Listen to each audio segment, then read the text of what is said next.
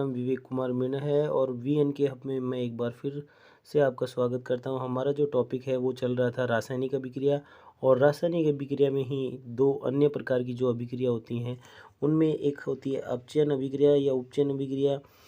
और उपचयन अभिक्रिया को हम ऑक्सीकरण के नाम से भी जानते हैं। ऑक्सीकरण नाम से ही बेटा पता चल रहा है कि ऑक्सीजन का मतलब ऑक्सीजन का योग, ऑक्सीजन का जुड़ना, ऑक्सीजन का जुड़ना और हाइड्रोजन की कमी, ऐसी अभिक्रिया को हम क्या कहते हैं?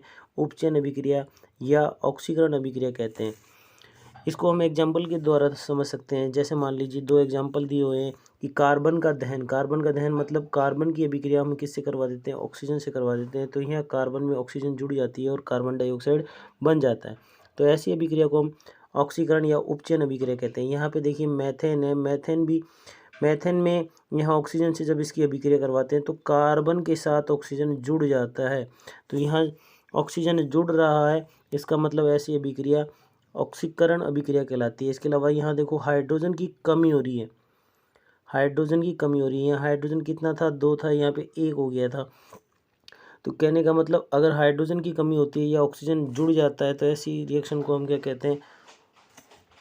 उपचयन अभिक्रिया कहते हैं। इसी के अलावा जैसे अपचयन अभिक्रिया, अपचयन में ऑक्सीजन के ठीक उल्टा होता है। यहाँ पे ऑक्सीजन की कमी होती है और हाइड्रोजन का योग होता है। ऐसी अभिक्रिया को अपचयन कहते हैं जिसमें ऑक्सीजन की कमी, हाइड्रोजन का योग होता है। एग्जाम्पल के द्वारा हम इसे समझ सकते हैं कि जैसे ही कॉपर ऑक्साइड की अभिक्रिया हाइड्रोजन से करवाते हैं तो यहाँ कॉपर ऑक्साइड में ऑक्सीजन की कमी हो गई, कॉपर ऑक्साइड में क्या हो गई? ऑक्सीजन की कमी हो गई। तो ऐसी अभिक्रिया को हम अपचयन अभिक्रिया कहते हैं।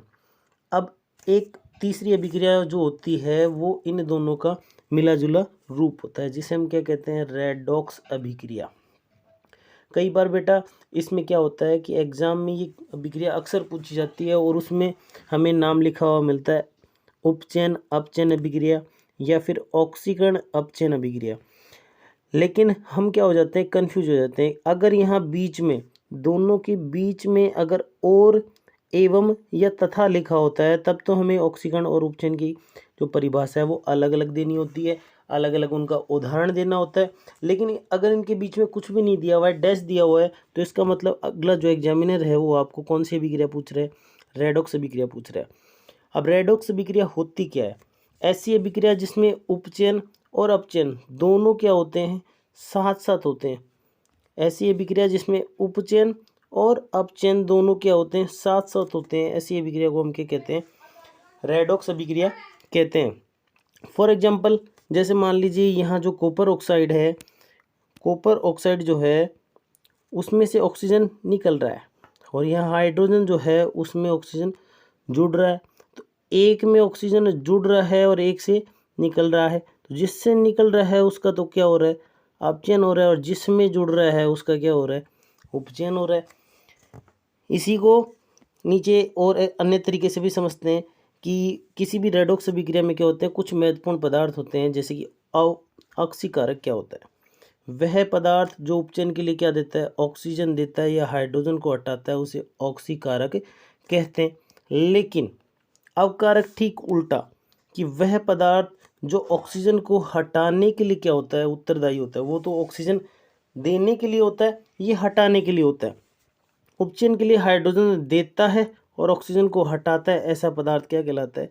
अवकारक कहलाता है। फॉर एग्जाम्पल मान लीजिए आपके पास कॉपर ऑक्साइड है और वो हाइड्रोजन से अभिक्रिया कर रहा है।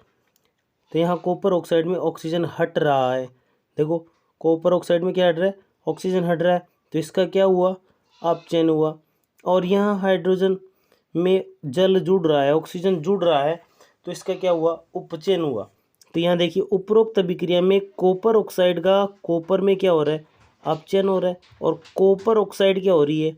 उपचयित हो रही है। उपचयित क्यों हो रही है? क्योंकि कॉपर ऑक्साइड क्या कर रही है? जो उपचयन है उसके लिए क्या दे रही है? ऑक्सीजन दे रही है। तो जो देता है वो उपचयित होता है, ऑक्सीकारक होता है। एक अन्य तरीके से भी इसको समझते हैं कि कॉपर ऑक्साइड क्या होता है? ऑक्सीकृत अपचयन के लिए, कॉपर ऑक्साइड अपचयन के लिए ऑक्सीजन प्रदान करता है जिससे हाइड्रोजन क्या होती है? ऑक्सीकृत होती है। अतः कॉपर ऑक्साइड क्या होता है? एक ऑक्सीकारक होता है। सीधे शब्दों में हम ये मान सकते हैं कि यहाँ पे कॉपर जो ऑक्साइड है वो ऑक्सीजन क्या कर रहा है, दे रहा है। किसको, इसको दे रहा है, तो दे रहा है, इसलिए ये क्या हुआ, ऑक्सीकारक हो गया। और जो लेगा, जो ऑक्सीजन को हटाने के लिए उत्तरदायी है, उसको हम क्या कहते हैं, अवकारक। उपरोक्त अभिक्रिया में हाइड्रोजन जल से ऑक्सीकृत होता है, अतः यह ऑक्सीजन को CO2 से हटने के लिए क्या होता है, उत्तरदायी होता है, इसलिए हाइड्रोजन क्या होगा, अवकारक हो गया। तो आपको एग्जाम में इसी तरीके के क्वेश्चन पूछे जाते हैं। आपको कोई रिएक्शन दे दिया जाएगा, उसमें उपचयित पदार्थ, अपचयित पदार्थ, ऑक्सीकारक और अवकारक पूछा जाएगा।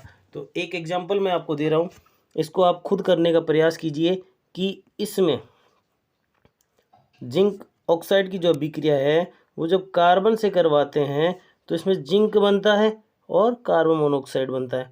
तो इसमें आपको निकालना है उपचयित पदार्थ, अपचयित पदार्थ, ऑक्सीकारक, अवकारक। फिर आप खुद समझ जाएंगे कि कौन सी चीज़ क्या होती है। इसके बाद जो हमारा अगला टॉपिक होता है वो होता है संक्षारण। बड़ा ही इंपॉर्टेंट टॉपिक है क्योंकि टिप्पणी से रिलेटेड यहाँ पे क्वेश्चन आ जाता है या इससे संबंधित कुछ क्वेश्चन ऐसे बनते हैं जो हमें पूछ लेता है। तो संक्षारण होता है क्या है बेटा, संक्षारण देखिए, जब धातु ऑक्सीजन, आर्द्रता, अम्ल आदि के संपर्क में आती है तो वायु की ऊपरी परत क्या हो जाती है, कमजोर होकर संक्षारित हो जाती है, नष्ट होने लग जाती है। तो उसे क्या कहते हैं, संक्षारण कहते हैं। धातु क्या होती है, ऑक्सीजन, आर्द्रता और अम्ल की संपर्क में आकर संक्षारित होने लग जाती है।